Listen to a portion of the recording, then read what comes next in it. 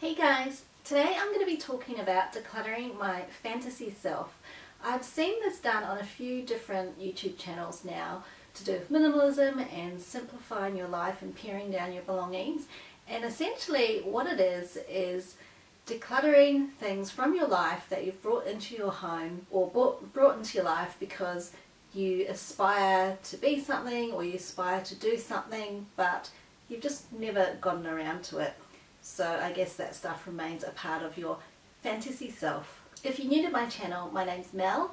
I'm a working mum of two living in Sydney, Australia, and I do weekly videos. I do a lot of decluttering and organising on my channel and basically try to give you a lot of tips that will help simplify life for you as a busy mum. I've been decluttering my house for about 1.5 years now, and I feel like each time I declutter I get, I guess, a bit more ruthless in terms of my decluttering. Like I feel like the more I get rid of, the more comfortable I am living with less, because I realise how much stuff I'm not using. Or when I get rid of stuff, I've been realising that I really haven't missed it at all and I probably shouldn't have bought it in the first place. So the first item that I'm going to declutter is this little herb planter garden that I've never used. I bought it from Aldi probably about 1 year ago now, and in fact it was featured in one of my Aldi special buys videos, but I never got around to using it. Gardening is really just not my thing. I tend to kill plants and it's not something that I really enjoy doing. I did buy it with the intention of planting stuff with my son and he could take care of it, but I know that I'd probably just end up watering it or not watering it and it would die. The second thing is a whole bunch of craft stuff. I've decluttered some craft stuff, but there's still a few canvases hanging around my house, and I bought them with the intention to make these lovely little artworks for my baby's room when they were still babies, and now the youngest is 2 and I know I'm just not going to get around to doing it. So these are the canvases I'm talking about. I think they came in like a packet of 3 from Officeworks, and at the time I was going to use scrapbooking paper and either do like animal cutouts or pretty patterns and just create this cute artwork to go in my kids' room. I also bought this Mod Podge to go with it to glue the scrapbooking paper on and then seal over it afterwards. I think I've given away the scrapbooking paper, but I've still got these hanging around because I thought, oh, I might use them one day, but I'm just not that sort of arts and crafts kind of person. Okay, so this may seem a bit old school because everyone is really into Netflix now, but I bought this pack of Game of Thrones series. I think it's series 1, 2 and 3, and I know there's been more series since then, so you can probably tell how long ago I bought these, and I've never watched them. I think this was around the time that there was a huge amount of hype around Game of Thrones, and you know, there were all these taglines like winter is coming, which I still don't really know what that is. I think I tried to watch episode 1. I got about 10 minutes into it and it wasn't really my thing. I wasn't that interested in it. So the next item is a jigsaw puzzle. Sorry, a little bit noisy there, rattling there. It's actually been opened and I did attempt to do it with my son, but then we had to put it away before my toddler got to it. It's a 1,000-piece puzzle, and it's one of those ones where the actual picture on the puzzle is different from the picture on the cover of the box. It's kind of like, what are these people looking at? And I used to love doing these puzzles when I was younger. I used to do them a lot, but I would sort of do it over a week and have it, you know, out on my dining room table. With a toddler or baby, you can't do that because they're just going to wreck it. And so we tried a couple of times to do this puzzle, never got through it because we just ran out of time. I just don't have time to really sit there and do a puzzle all weekend. And so it went back in the box, and I'm like, yeah, one day I'll get to it, but it's been there for about 5 years and it's never been completed, so I think I'm going to donate this as well. So my fellow YouTubers will laugh at this one. Oh, hello Annie. Even though I make YouTube videos, I'm not really a very techie person. I have the camera and I've got some gear, but I'm pretty basic in terms of how I use stuff. I use like the basic functions of everything, and I'm not really technical when it comes to technology. So I bought this selfie stick way back when I was still just using my iPhone to do my vlogs. I've since bought like a vlogging camera, and I don't even know how this goes together. It's in 2 parts still, but it's a selfie stick for iPhone or smartphone, and I kind of like fly under the radar when I film in public, so I don't really want to be going out like this, being all conspicuous. But yeah, I just don't think I'm going to use this. So my brother's coming to visit in a couple of weeks. He lives in New Zealand, and I think I'll get him to take this back and give it to my niece or nephew. The next thing on my list is something that used to be a little bit of a hobby of mine. I wasn't like an avid, I guess occasional knitter, I guess you could say. So I have got all these different knitting needles in all different sizes and thicknesses, because I used to try out a whole lot of different patterns. I used to just make simple stuff, but you've got like, bulky needles to make big chunky sort of knitted scarves. And then in this thing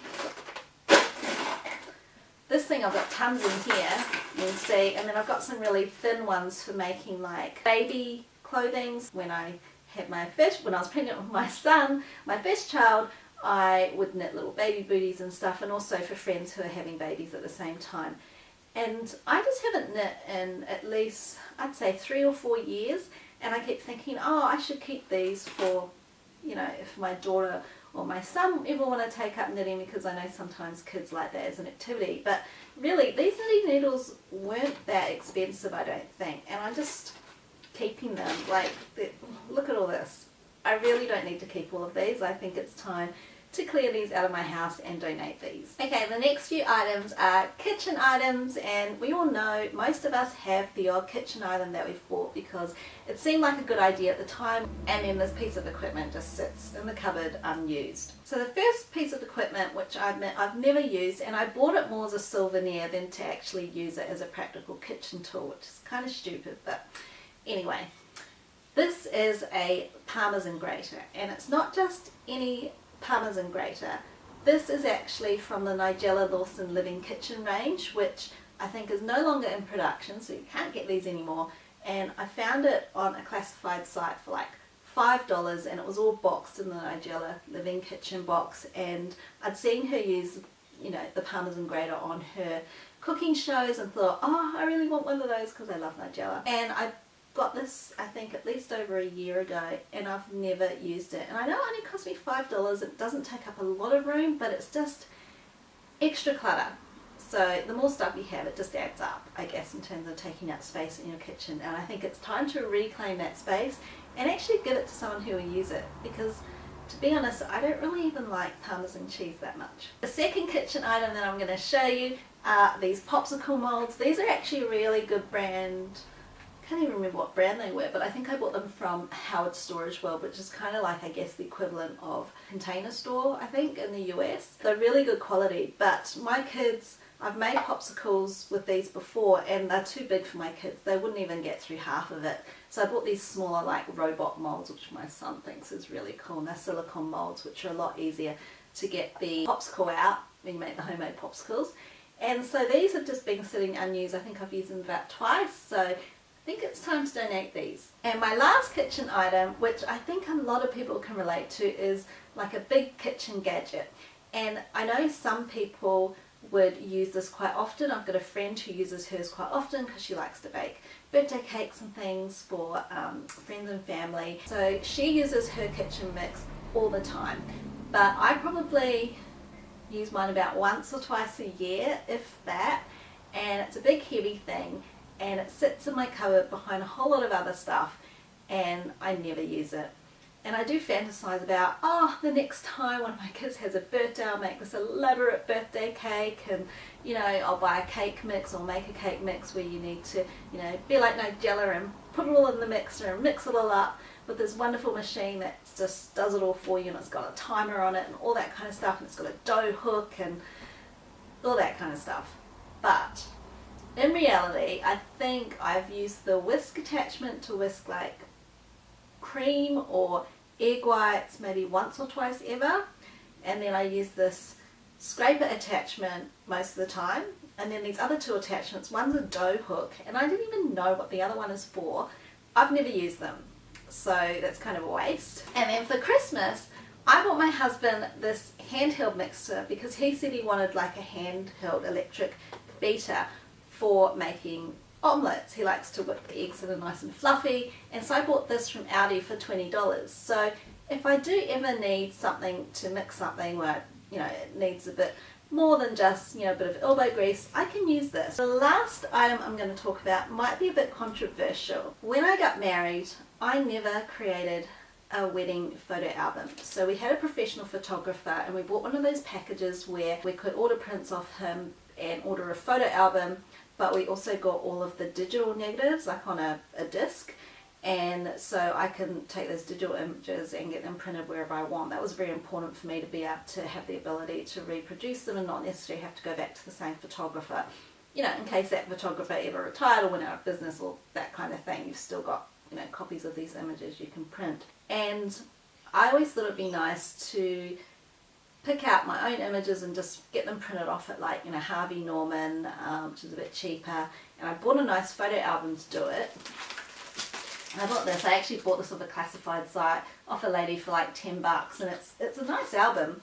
And I just wanted to do it on the cheap because I didn't want to spend, you know, $2,000 or $3,000 on a wedding photo album that I would only look at once or twice a year, if that. And I've never gotten around to doing it. And to be honest, we actually paid for a videographer to film our wedding as well, and they did like a really long, uncut, raw, 2-hour length version of that. They did like a lovely 15-minute highlight reel. Then they did like a 4-minute trailer, which we were able to send to family and friends. And we watch that every year on our anniversary, and I think it's nice that I can have that for my kids to look at. So I don't really think I need to create this wedding album now. I do want to get a couple of the prints printed and get them framed. I do have 1 or 2 framed, but I've never put pictures up on the wall. That's another story. That's another part of my fantasy self. But yeah, in terms of this wedding album, I just don't think it's going to get made. So guys, there are my 10 items decluttering my fantasy self. It was kind of confronting actually, having to be honest with myself about why I bought these things in the first place and would I actually use them going forward. And I think the thing is, what's made it easier for me to decide to let these things go from my life are the fact that if I ever really needed to purchase them again or felt the need or want to really take up these activities, I could go out and buy those things again. I'm really lucky that I have the means to do that, but in truth, pretty much all of the stuff I've decluttered so far, yeah, pretty much, there's nothing I've regretted decluttering. I haven't missed anything. And I think the more I declutter, I get more in tune with what I'm willing to part with and what I know I will really use and what will really make me happy. So I'm pretty confident that I can give away this stuff. Alright guys, so I hope you found this video helpful, and I hope it's motivated you to maybe declutter some things. Have a look around your house and look at what are things attached to your fantasy self that you really think now, if you're honest with yourself, you probably won't use and you really don't want them anymore. At the time it was a good idea, but in reality it's something that's been hanging around for years that you're probably never going to use. If you're new to my channel, I'd love to have you subscribe by clicking on my picture below, and if you liked this video, please give it a thumbs up. This really helps me know what content you love watching and what to produce more of on this channel. Thanks for watching, and I'll see you in my next one. Bye!